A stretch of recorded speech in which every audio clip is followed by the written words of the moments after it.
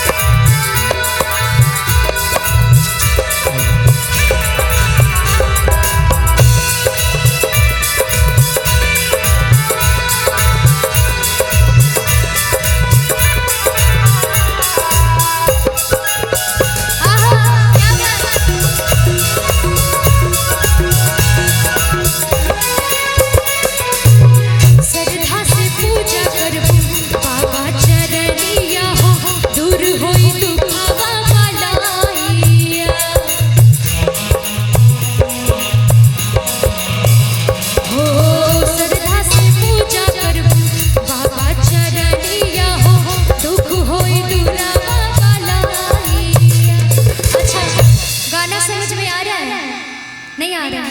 चलिए मैं ऐसे गा के बता देती हूँ कि श्रद्धा से पूजा करबू।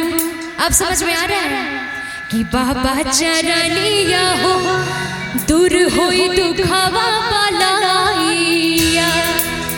कि बात तुहसे एगो बताई संगे मेला घूमल जाई, हरियर चूड़िया लहठी संगे संखा